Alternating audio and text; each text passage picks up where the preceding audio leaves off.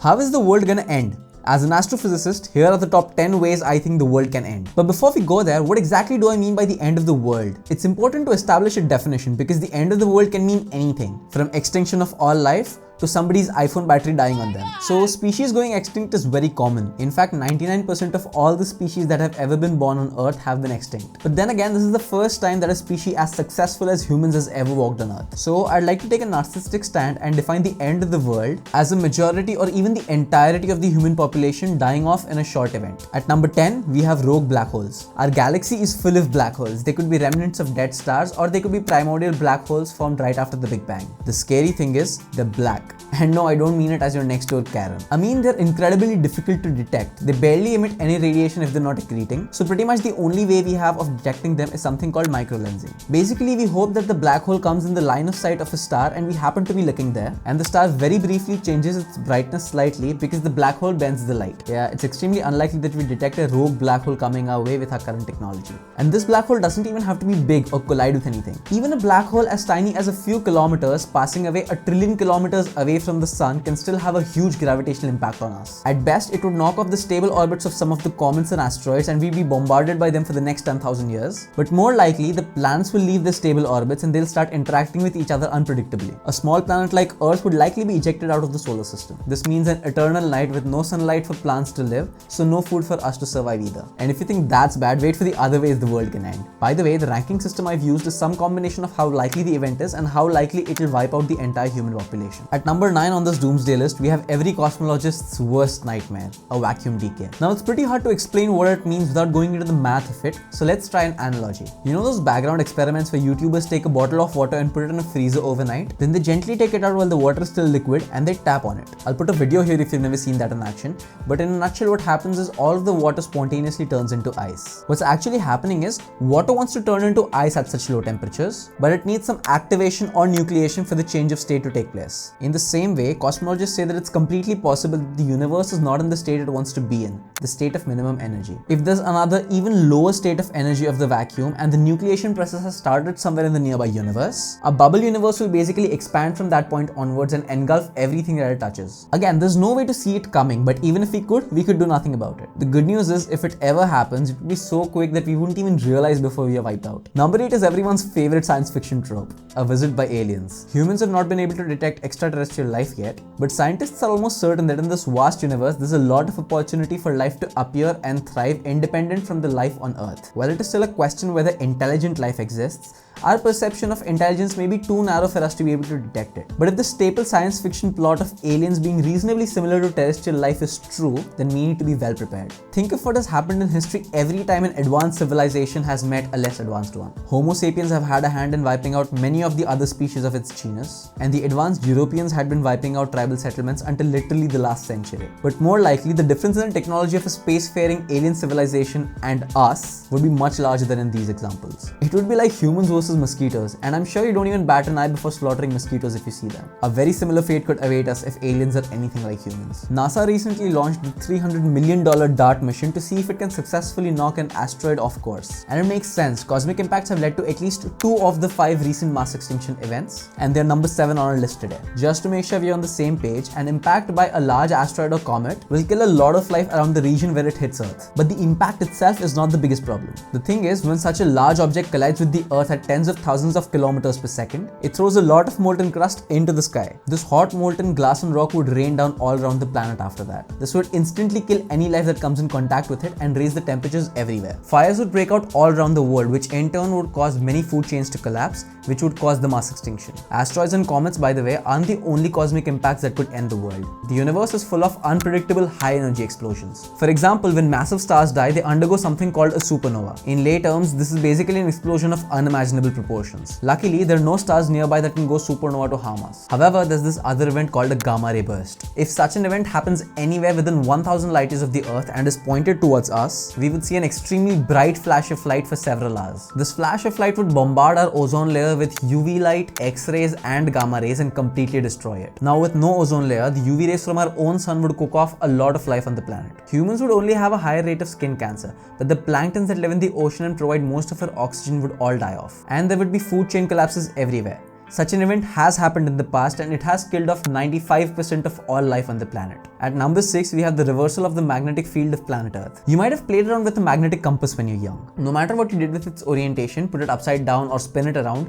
it would always point towards the north. The reason this happens is because Earth itself is a giant magnet with a north and a south pole. The thing is, this magnetic field is not exactly stable inside the Earth, and every 600,000 years or so, it flips. This means that the north pole becomes the south pole and vice versa. Now, this flipping process takes somewhere between a few hundred to a few thousand years to happen, during which time the Earth's magnetic field would greatly fluctuate. The thing to keep in mind is, the purpose of this magnetic field is not just to tell a compass's direction. It actually protects us from these harmful solar particles and space particles called cosmic rays and directs them towards the poles into beautiful things called aurora. Once this protection is weakened, the Earth would be bombarded with all sorts of particles that would be harmful for all life on the planet. This would also severely interfere with the ecosystems where the organisms depend on the magnetic field of the Earth, like whales and birds. The scary bit is, the last magnetic flip reversal happened more than 700,000 years ago, which means we are long overdue for another one. Before we move on, I'd like to have some feedback. So my setup is pretty much complete with all these lights, these props, and decent camera settings. Plus, I think I've figured out how to use my mic better. So in terms of production quality, if there are any pointers from your side, I would be extremely grateful to have them in the comments. With that out of the way, let's go on with our doomsday list. In 1783, the Laki volcano of Iceland erupted, spitting out more than 10 cubic kilometers of lava. Floods, ash and fumes wiped out 9,000 people and 80% of the livestock, and the ensuing starvation killed off a quarter of Iceland's population. The atmospheric dust caused temperatures to plunge by over 9 degrees in the newly independent United States of America. And that was just a baby's burp compared to what the Earth can do. 65 million years ago, a plume of hot rock from the mantle erupted from the crust in what is now India. It ultimately unleashed 1,000,000 cubic kilometers of lava. That's 100,000 Laki eruptions at once. Some scientists blame this Indian eruption to be the cause of the extinction of dinosaurs and not an asteroid. Again, while volcanoes and the following acid rain can cause short-term destruction, volcanoes also release a lot of carbon dioxide that leads to a lot of greenhouse effect, or it may engulf the entire Earth in a reflective cloud, in turn reducing its temperature. The last of such events built the Columbia River Plateau 17 million years ago, and we are definitely due for another one. I don't think I need to talk much about this one. Literally everyone watching this video up to a few years from its release knows exactly what a pandemic with just a 1% mortality rate can do. Despite absolutely terrible sights that we've had to see in the past 2 years, it must be noted that the recent pandemic was not among the most terrible ones. The Black Plague killed off almost 30% of the European population in the 14th century. Influenza took at least 20 million lives from 1918 to 1919, and the AIDS epidemic has produced a similar death toll and is still going strong. We were lucky this time that the absolutely botched response of humanity in this globalized world only led to the death of 7 million people, a number that may be over 20 million according to unofficial WHO estimates, given the extreme information suppression in countries like China, India, Egypt, Pakistan, and so on. In some way, nature is actually on our side in this one though. Most scientists believe that the viruses that are more deadly are less transmissible. And as a pandemic goes on, viruses evolve to be more transmissible but less deadly. This gives pandemics a natural time limit of some kind.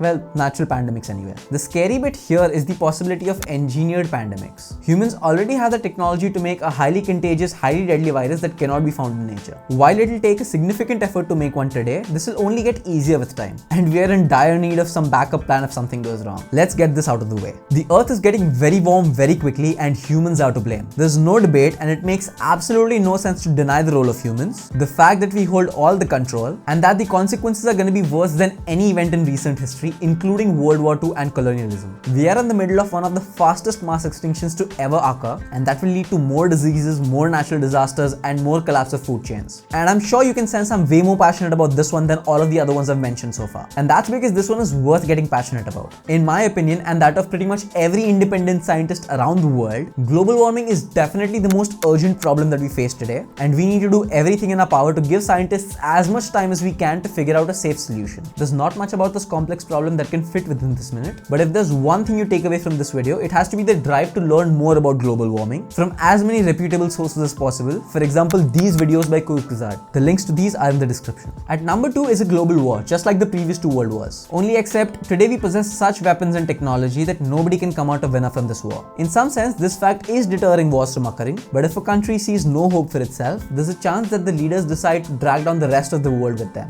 Let's first talk about nuclear war. The United States and and Russia have a combined total of almost 12,000 active nuclear warheads today, not to mention the many other smaller countries that possess them. Political situations have been evolving, especially with the war in Ukraine and the tense situation in Taiwan, and Pakistan, another nuclear power, has been through some rough patches recently. Not to mention, there's a chance of an accidental nuclear war, and we have had many close calls in the past. And don't get me wrong, nuclear weapons are deadly, but given the number of active warheads around the world, it's unlikely that they themselves would lead to human extinction. The radioactive nuclear winter that will follow will undoubtedly kill billions, reduce global temperatures by 9 degrees Celsius, and collapse most civilizations, but humans should be able to survive that. A scarier proposition is that of biological and chemical wars. These are weapons that, despite being banned, are in constant development in numerous countries. Compared to atomic bombs, biological weapons are cheap, simple to produce, and easy to conceal. They're also hard to control, but that unpredictability could appeal to a terrorist organization. In all, global peace is our best bet to survive as a species. And at the number 1 spot, I put the one and only artificial intelligence. Scientists believe that artificial intelligence will become as smart as humans in the late 40s or the early 50s, and then become even smarter. And there's a common misconception that the risk of AI is that it will become evil. The bigger concern is actually that it will become too good at its job. The Swedish philosopher Nick Bostrom came up with a thought experiment of a paperclip maximizer. Suppose we have an AI whose only goal is to make as many paperclips as possible. The AI would realize very quickly that it would be much better if there were no humans. That's because humans could decide to switch it off at any moment, in which case there would be fewer paperclips. Also, human bodies contain a lot of atoms that could be converted into paperclips. Based on this thought experiment, there's this absolutely beautiful online game called Universal Paperclips, which I strongly urge you try out to understand this problem better.